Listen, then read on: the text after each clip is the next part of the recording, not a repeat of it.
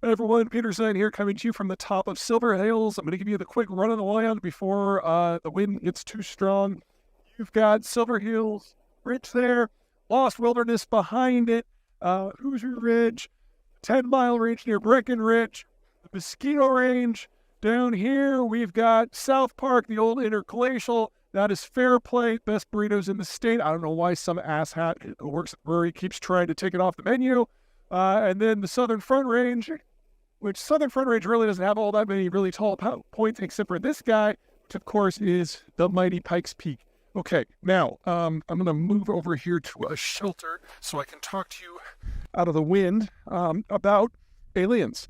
I have been a little disturbed by how many people have written in asking me for comment about all this new stuff that's going on with UFOs, or I guess the new acronym is UAPs. I'll tell you what I know, which is nothing. I'll tell you what I think. I have no indication that there are aliens. I have no indication that they've been visiting us. I just know that people are talking about it. So let's talk about the technologies that would be involved and what that would mean in each scenario. How about that? That I can do. As we've seen in the world here, as transport technologies change, it evolves the way we interact, the way we move, the way we deal with one another, what the economy and the political system looks like. So, for example, when deep water navigation was developed by the Iberians in the 14th, 15th, and 16th centuries, they had the ability to reach out and interact with the rest of the world, and the rest of the world could not really return the favor. And so they were able to build these giant empires. And so if you had some kind of analog for that for space travel, in theory, we could be the ones who were visited as opposed to the ones who are doing the visiting. Now, science fiction is very, very rich with different kinds of technologies that can be used to do different things. I'm just going to talk about three. It's not that these are the only threes. These are the three that I think it's easiest kind of wrap your mind around. So first, rings. Basically, you put rings in space and you put a ship into the ring and it gets shot to the next ring and the next one, the next one, the next one, and on and on and on. Basically, think of it like an old style bank service tube, but you put ships in it. The up and the downside of this, well, the upside is I'm positive that we're not dealing with this if there's aliens visiting us now, because you have to have rings that go to the next solar system. So you will need hundreds of them over light years, and we would see them coming. And if there was ever a problem, you could probably blow up the infrastructure. We're also very glad we don't have that here, because it's not like a road. It's like a single artery. Everyone has to use it. And so whoever built it and controls it and operates it has an immense amount of political and economic power. Builds a very oligarchic system. We're glad we don't have that. Second one, the one that's probably most problematic, would be hyperspace. The idea that you can put a device on any sort of vessel and it can just jump and pop out somewhere else. It might have to do multiple jumps to get between star systems. This is what they use in Star Wars. Now, you've all seen the Millennium Falcon and Han Solo, and if you haven't, I don't even know why I'm speaking to you right now. But his ship was kind of a piece of crap, poorly maintained, but it had a good hyperdrive, and that was kind of the point. Anyone can have a hyperdrive.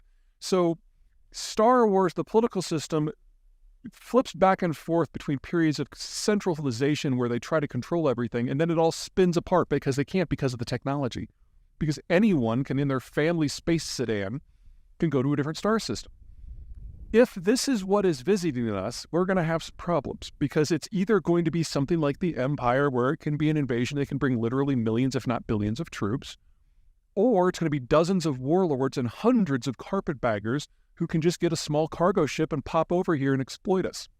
Now, I don't think that's what we're dealing with here, because, well, it would be obvious. If it was the Empire, it'd be a big-ass ship with a lot of troops, and they're not going to be subtle. Even if it's a nice empire, they're not going to be subtle. And if it was tens of thousands of small traders, there's no way they'd be operating in any sort of organized hierarchy. They'd just be coming and going, and everyone would know, because they'd like sit down in Chicago Central Park every once in a while. So it's probably not that. The more realistic, just for the information that we're seeing right now, is warp, the Star Trek approach, where it's not all that hard to have warp drive, but if you want one that's fast, it has to be on a pretty big ship, and that means government, and that means you can have a degree of hierarchical control over policy.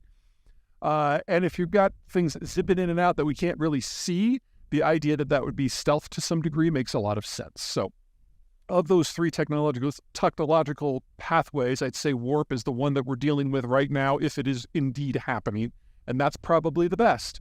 because it's kind of a middle ground between the chaos/centralization of Star Wars and the ossification and oligarchic of the rings that is like Cowboy Bebop. And if we're found by the Federation, that would be okay too.